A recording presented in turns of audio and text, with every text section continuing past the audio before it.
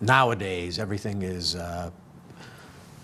moving towards a digital production realm. Could you describe a little bit about what it was like back in 1970, perhaps what you used for equipment, a budget? Was this $1 million film? Was it a $100 film? It ended up being a $15,000 film, which back then, compared to today's money, I don't know what it, maybe $60,000 now or whatever.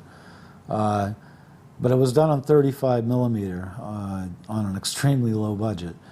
We started out with something like $2,500, and I can almost remember exactly. We spent $900 on 35 millimeter film stock, bought at discount.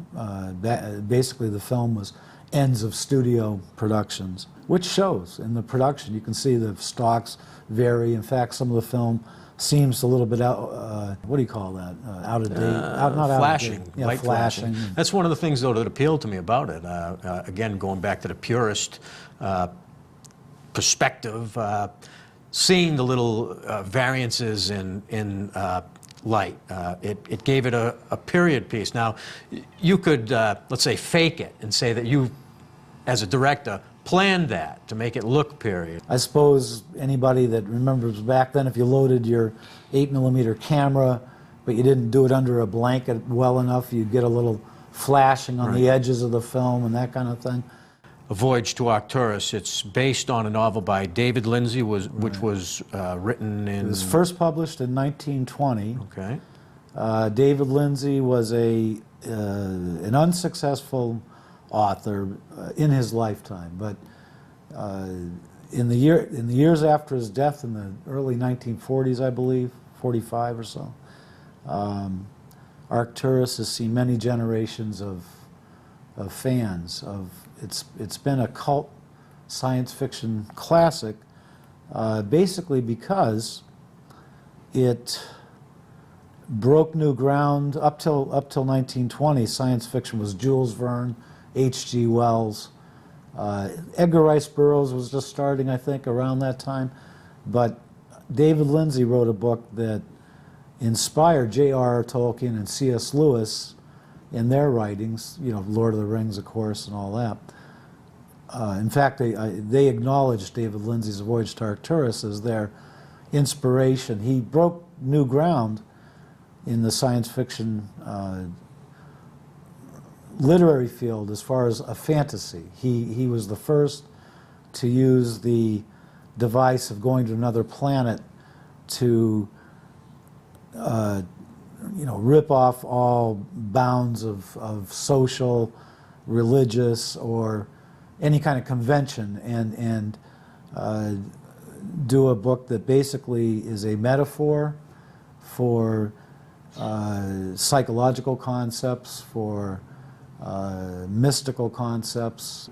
I really hadn't seen the film for many years, and to have it transferred to video, on the one hand, I kind of cringe because, look, here's a 19, 20-year-old, struggling to make a feature film in 3 weeks with, zero budget and everybody in the cast carrying equipment around and so forth. I mean, when you see all these names like Grips and Gophers and, Best Boys and stuff that even today I don't know what they all mean.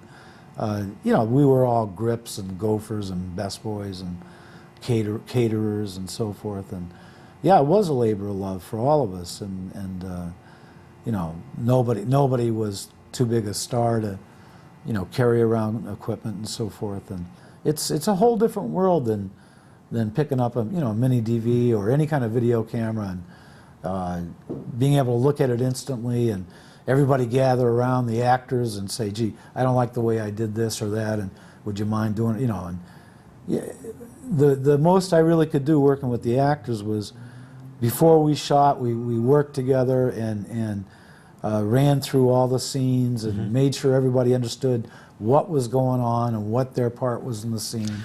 Not only that, it's a one-shot deal. It's a one-shot deal. You press the... We had like 20,000 feet of film, and a 35 millimeter feature film ends up being like 8,000 feet. Well, 20 divided by 8 is less than 3. You know, we barely had a 3-to-1 shooting ratio. And again, you as a filmmaker know that barely allows you to cover a scene once or twice. An airplane goes over, you have to do another take, or somebody falls down, you have to do another. But you know, as far as all the nuances of the way people did their parts, I didn't even know how they were really showing up on the film until I think 6 months later, before we had the money to work print it and transfer the audio to magnetic track and all that. And as a matter of fact, one of the interesting things is that Rod Serling, the Twilight Zone, helped us get finishing funds from the National Endowment for the Arts to finish A Voyage to Arcturus. He was an alumni of the college I was going to at the time. And by the way, Arcturus was my whole college education. It was an independent study. And I graded myself. Did you give yourself an A? I gave myself a passing, you know. But, you know, one evening out of the blue, well, I had this guy at Antioch, a development guy, helping us write grant proposals, trying to get finishing funds. He told me like a year later that the $6,000 I think we got from the National Endowment to finish Arcturus was the only money he had raised that whole year with the $25,000 salary they were paying him.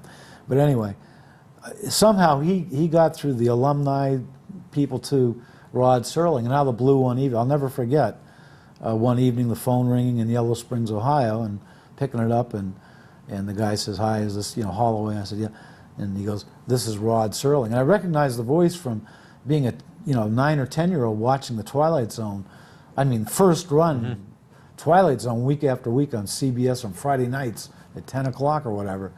And just the chill just went through me to have him, you know, have him call and say, "This is Rod Serling," in that Twilight Zone voice. And he said, "I heard you have really, you know, something there for, you know, some kind of film." And the next day, we met him at the auditorium at the school, and I went up in the projection booth and, you know, threw up a reel of the film to show him some of the rough footage, and you know, put it on. And Sally was out there in the auditorium sitting next to him, and the film was on the screen upside down. It wasn't even rewind. So I pulled it up and put on another reel. But you know, he liked what he saw. There wasn't even sound attached. We couldn't even afford to get the sound on the film at that point. So all he saw was like raw work print footage of some of the scenes from Arcturus. And he helped us get the grant, you know, from the National Endowment for the Arts back then. Well, here we are, 30 years later, 32 years later, a restored version of A Voyage to Arcturus. Closer, we hope, to your original vision, you know, thanks to digital innovation. And without anything else to say, I'd say, why don't we take a look at it and let everyone decide for themselves.